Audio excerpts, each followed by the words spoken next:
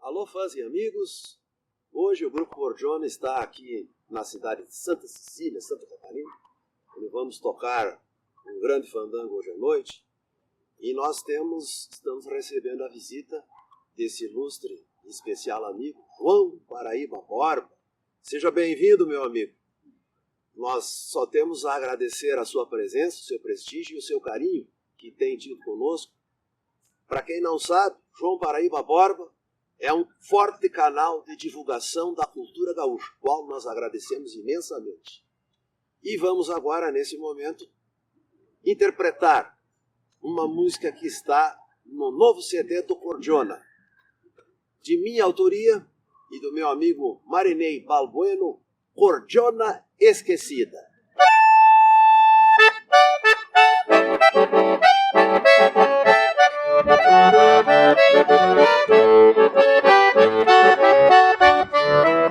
Velha cordiona lá no rancho abandonada, já não presta pra mais nada, sinto no peito uma dor. Quanta saudade dos bailes e carreiradas, quando se abria entonada nos braços de um cantador. Velha cordiona, ao ver teu fole furado, fico triste e amargurado ao te ver sem serventia. Pois quantas vezes nos bailes lá do povoado acariciei teu teclado até clarear o dia. Velha cordiona, relíquia deste peão, te considero um pedaço do meu próprio coração. Velha cordiona, relíquia deste peão, te considero um pedaço do meu próprio coração.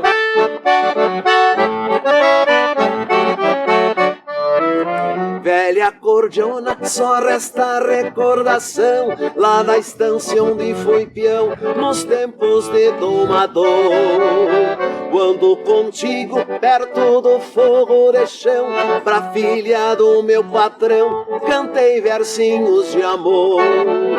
Velha cordiona, minha fiel companheira, nos bailes lá da fronteira, tu eras minha rainha. Lá pelas tantas, quando um outro te pegava, tu até desafinava pra mostrar que era só minha.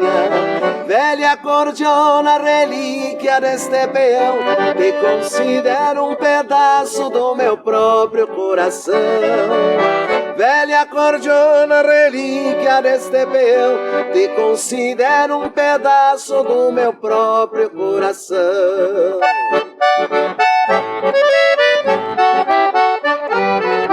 Velha cordiona, vou te consertar com calma, vou lutar de corpo e alma pra tu não ser esquecida.